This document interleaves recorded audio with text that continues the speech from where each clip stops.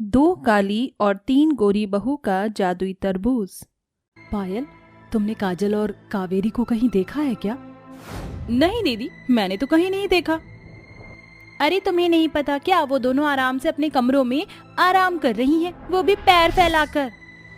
इनकी इतनी हिम्मत कि हम यहाँ भूख में तड़प रहे हैं और ये दोनों महारानी अपने कमरों में आराम से पैर पसार कर सो रही हैं।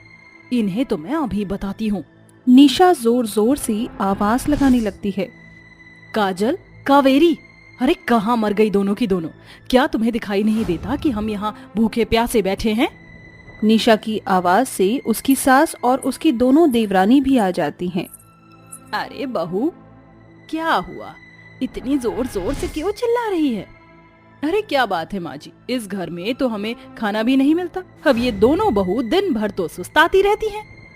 ये सब मैं क्या सुन रही हूँ? तुम दोनों जब देखो आराम करती रहती हो, घर का कोई काम क्यों नहीं करती?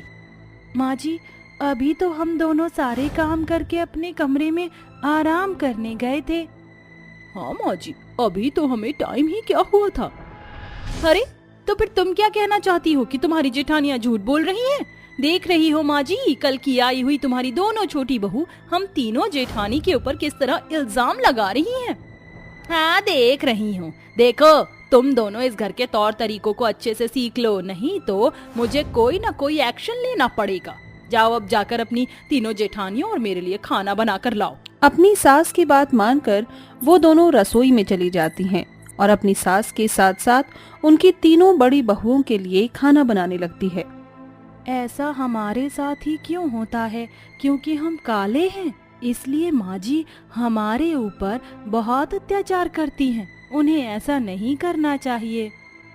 ओहो, तुम कितना सोचती हो। तुम जानती हो ना, हम दोनों इस घर की अभी छोटी बहुएं हैं और हमें इस घर के तौर तरीके, घर के सारे काम सीखने होंगे। तो हमें अपनी जेठानी और सास की बात भी माननी चाहिए। खुद तो तीनों की तीनों जब देखो आराम करती रहती हैं और हमें हमेशा माँ जी से डांट खिलाती हैं। ऐसी जेठानी होने से अच्छा होता कि मैं शादी ही ना करती। काजल की बात सुनकर कावेरी हंसने लगती है। बस भी करो, तुम तो बिल्कुल हाथ धोकर उनके पीछे पड़ ही गई हो। जल्दी जल्दी मेरे साथ खाना बनवा लो, नहीं तो फिर से जली कटी बातें सुनाने के लिए आ जाएंगे।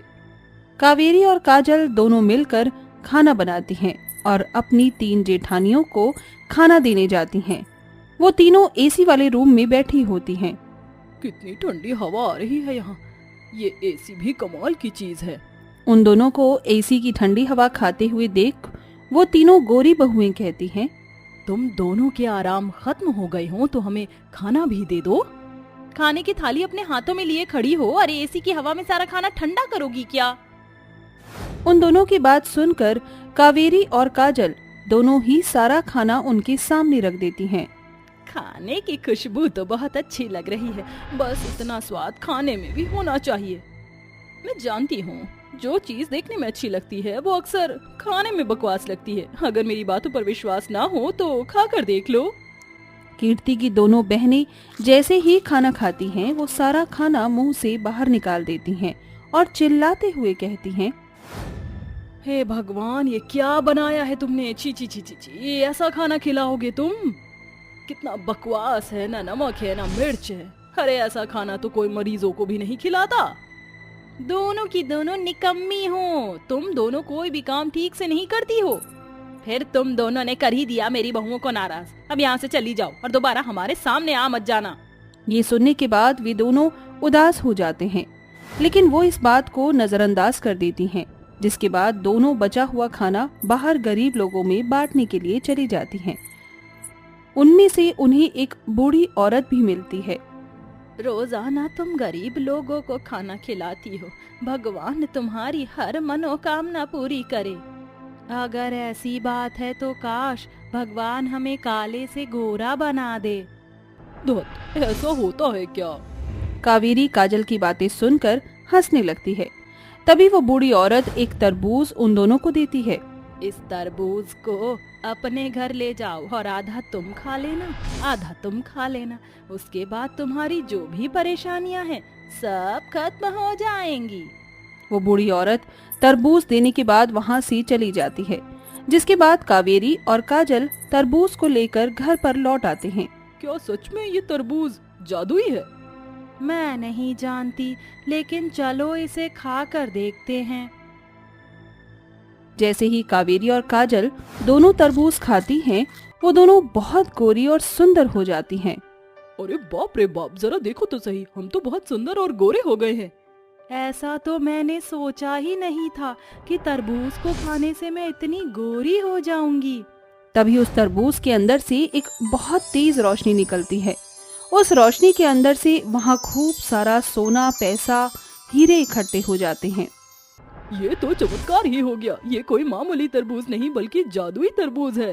तभी वहाँ पर ममता अपनी तीनों गोरी बहुओं के साथ आ जाती है।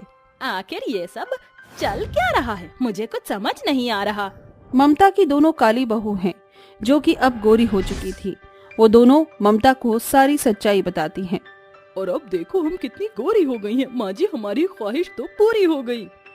उन दोनों को इतना खूबसूरत और सुंदर देख पायल, निशा और कीर्ति के मन में भी लालच आ जाता है। जब कोयले की खदान इतनी सुंदर और गोरी हो सकती है, तो सोचो हम कितनी खूबसूरत हो जाएंगी। चलो हम भी इस तरबूज को खाते हैं। वो तीनों भी तरबूज को थोड़ा थोड़ा खा लेती हैं, जिसके बाद वो सुंदर से बहुत बदसूरत और काली हो जाती हैं। ये सब क्या हो गया हमारे साथ? मुझे तो कुछ भी समझ नहीं आ रहा। जरा देखो हम कितने बदसूरत हो गए हैं। नहीं, मैं अपने इस रूप को स्वीकार नहीं कर सकती। तुम दोनों ने ये हमारे साथ क्या कर दिया? हमें पहले की तरह ही बना दो। तभी वहाँ पर एक जादुई परी प्रकट होती है। फिर आखिरकार तुम दोनों को सजा मिल ही गई। जिस खूबसूरती का तुम तीनों को घमंड था, आखिरकार वह चूर चूर हो ही गया। जादुई परी, आप यहाँ? इसका मतलब है बूढ़ी औरत और कोई नहीं। हाँ हाँ, तुमने बिल्कुल सही कहा। मुझे खास तौर पर परीलोक से तुम्हारी तीनों जेठानियों के सुंदरता के गुरूर को तोड़ने के लिए भेजा गया था, जिसमें तुम्हारी वजह से मैं कामयाब हो पाई। परी की बात सुनकर वो तीनों परी से और अपनी दोनों देवरानियों से माफी मांगती है। हमें अपनी गलती का पछतावा है, हमें माफ कर दो। आज के बाद हम ऐसा कभी नहीं करेंगे। तुम्हें तुम्हारी गलती का पछतावा है, इससे तुम्हारी सजा थोड़ी कम हो सकती है। कुछ टाइम बाद ये तुम्हारा चेहरा और रंग अपने आप ठीक हो जाएगा। बस तुम्हें हमेशा लोगों के साथ अच्छा ही करना है। इतना कहकर जादुई परी वहाँ से चली जाती है। ऐसे ही कुछ समय बीत जाता है। इसके चलते कावेरी और काजल की तीनों जेठानियों का रंग एक दिन अपने आप ठीक हो जाता है। उस दिन के बाद वो सभी एक साथ खुशी खुशी रहने लगती हैं। काली वर्सेस गोरी गर्भवती बहू। वर्षा सोफे पर बैठकर मजे से नारियल पानी पी रही थी। वहीं नैना जमीन पर पोंछा लगा रही थी। तभी पेट में खिंचाव होने के कारण नैना सोफे पर बैठ जाती है। इस पर वर्षा घिन्न भरी नजरों से नैना को घूरती हुई बोली, अरे ओ काली चुड़ैल, तेरी हिम्मत कैसे हुई मेरे पास आकर बैठने की? चल उठ इस सोफे से। मैं नहीं चाहती कि तेरे कालेपन की परछाई मेरी प्रेगनेंसी पर पड़े। जेठानी जी, मैं भी तो प्रेग्नेंट हूँ, फिर आप मेरे साथ इतनी बेरुखी क्यों दिखा रही हैं? तू ऐसे नहीं मानेगी, तेरी अकड़ तो माँ जी छुड़ाएंगी। माँ जी कहाँ हैं आप? अरे क्या हुआ मेरी प्यारी बहू? ऐसे हालात में चिल्लाना सही नहीं, बच्चे पर बुरा असर पड़ता है। वर्षा बड़ी चालाकी से अपनी सास से एक की चार लगाती है और शीला गरीब गर्भवती बहू के बाल खींचकर कहती है, क्यों री काली करमजली, तुझे कहा है ना वर्षा बहू के आगे पीछे मत घुमाकर। तुझे समझ नहीं आता? तू पोछा लगाना छोड़कर सोफे पर बैठी कैसे? माँ जी, मेरे पेट में दर्द उठा। जब मुझसे दर्द बर्दाश्त नहीं हुआ तो मैं सोफे पर बैठ गई। बंद करिए बहाने, चल अब जल्दी से काम पर लग जा। और वर्षा बहू, तू कमरे में चल, मैंने फल काट दिया है, वो खा ले। शीला वर्षा को लेकर कमरे में चली जाती है। शीला अपनी काली गोरी बहुओं में शुरू से फर्क करती ही आ रही थी। उसकी शुरुआत तब हुई जब अनिकेत नैना से शादी करके घर आया। माँ, ये नैना है मेरी पत्नी और आपकी बहू। इसका मेरे सिवा कोई नहीं माँ, इसलिए मैंने इसे शादी कर ली।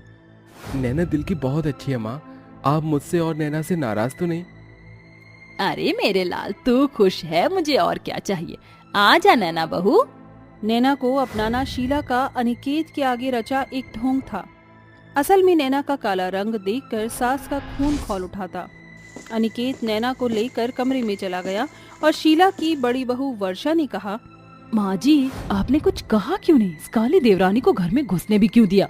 बड़ी बहू, ये मेरी दूर की सोच है। 2 दिन बाद अनिकेत शहर चला जाएगा, फिर मैं इस जली उपली पर इतने जुल्म ढाऊंगी कि ये भाग जाएगी। नैना के 2 दिन तो अच्छे बीते, मगर अनिकेत के जाने के बाद बेचारी बहू पर हर एक दिन भारी पड़ने लगा। कीर्ति और शीला उसे हर दिन सताती।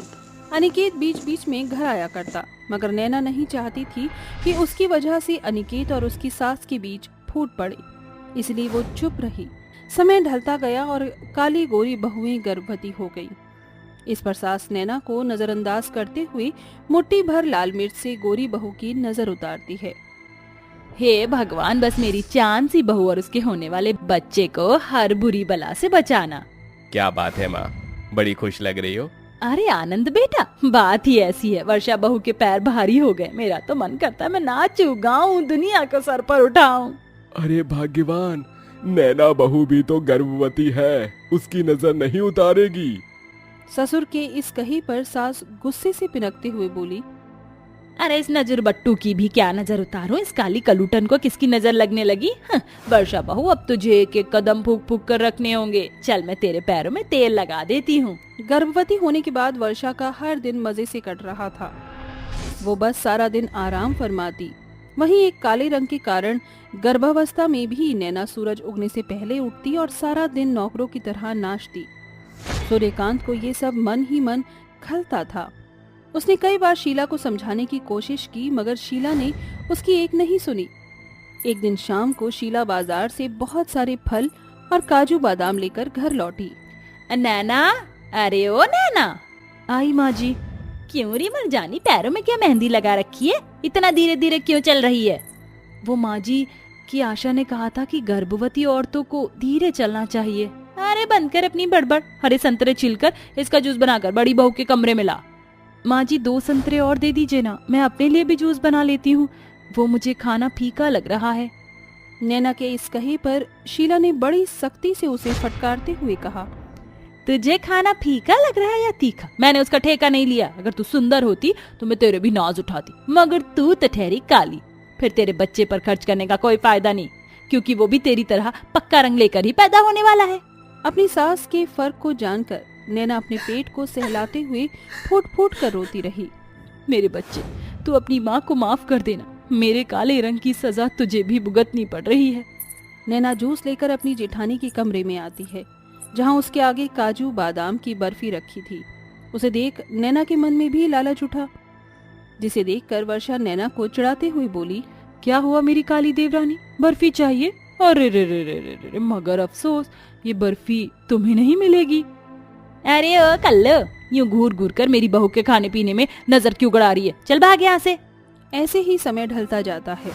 एक एक महीने करके गुजरते दिनों के साथ काली गोरी दोनों बहुएं गर्भावस्था के 7वें महीने में कदम रखती हैं। तभी कीर्ति नैना को परेशान करने की साजिश बुनती है। 2 दिनों से मैंने अपनी काली देवरानी को परेशान नहीं किया, आज तो इसे जमकर काम कराऊंगी। माँ जी, मुझे ना खट्टी कढ़ी और चावल खाने का बड़ा मन है। तो इसमें कौन सी बड़ी बात है बहू, तू ठहर, मैं जाकर उस काली कमली से कढ़ी बनाने के लिए बोल देती हूँ। सास सोफे से उठकर रसोई में आती है, जहाँ नैना बर्तन मांज रही होती है। क्यों रे काम छोड़, तू अभी तक बर्तन घिस रही है? ये बर्तन छोड़ और झटपट से कढ़ी चावल बना दे। ठीक है माँ जी। नैना कढ़ी चावल बनाकर वर्षा को परोस देती है। वर्षा बहू, गर्मा गर्म कढ़ी चावल खा ले। माँ जी, थोड़ी सी कढ़ी चावल मैं भी खा लूं क्या? बिल्कुल भी नहीं। तू ये ताजा खाना खा लेगी तो रात का बचा हुआ बासी खाना क्या तेरा बाप खाएगा? ये सिलसिला ऐसे ही चलता रहा। जहाँ शीला अपनी गर्भवती गोरी बहू को फल, काजू बादाम और घी में चुपड़ा खाना खिलाती, वहीं नैना को रूखी सूखी रोटी खाकर ही रहना पड़ता है। इसी फर्क के साथ वर्षा और नैना 9वें महीने में आ गई। देखना ये था कि क्या ये फर्क आगे भी चलेगा या सास को गलती का एहसास होगा। एक शाम सूर्यकांत और आनंद वर्षा के होने वाले बच्चे के लिए ढेर सारे खिलौने लेकर घर आते हैं। सूर्यकांत कुछ खिलौने लेकर नैना के पास जाने लगा। अरे तुम कहाँ जा रही हो? नैना बहू भी तो गर्भवती है, कुछ खिलौने उसके कमरे में भी तो होने चाहिए। कोई जरूरत नहीं है उस नजर बट्टू निखट्टू को खिलौनों की, लाओ ये सब। ऐसा कहकर शीला ने सारे खिलौने सूर्यकांत के हाथों से छीन लिए। सूर्यकांत का मन शीला के फर्क में सारी रात खुलता रहा, जिसका कभी सवेरा नहीं हुआ। सब कुछ भूलकर शीला ने गोद भराई की रस्म रखी। वर्षा बहू, आज शाम को तू गोद भराई में ये साड़ी पहनना। सॉरी माँ जी, मगर ये साड़ी नहीं पहन सकती मैं, और आप मुझसे दूर रहिए क्योंकि माँ ने कहा था कि प्रेग्नेंट लेडी पर विधवा का परछावा पड़ना अच्छा नहीं। और रही बात गोद भराई की, तो आप अपने कमरे में ही रहना। वर्षा की इस बात से सास को बड़ा धक्का लगा और वो फूट फूट कर रोई। तभी नैना गोद भराई की बीच से उठकर सास के पास आई। चलिए माँ जी, मैं चाहती हूँ कि मेरी गोद भराई सबसे पहले आप करें, मगर मैं तो विधवा हूँ। माँ जी, सबसे पहले आप माँ हैं, और एक माँ का साया पड़ना गर्भवती औरत के लिए सबसे शुभ शगुन है। शीला ने नैना की गोद भराई की और फूट फूट कर रोते हुए बोली, बहू मुझे माफ कर देना, मैंने तेरे रंग के कारण न तुझे बल्कि तेरे पेट में पल रहे बच्चे को भी ठुकरा दिया। और जिस बहू पर जान छिड़कती रही उसने मुझे क्या कुछ नहीं कहा। माँ जी, बीती बातें भूल जाइए और मुझे और मेरे होने वाले बच्चे को आशीर्वाद दीजिए। उस पल वर्षा का सर शर्म से गड़ा हुआ था। अब शीला का ध्यान अपनी एक बहू पर नहीं बटा रहता, बल्कि अब उसके लिए दोनों बहुएं बराबर थीं।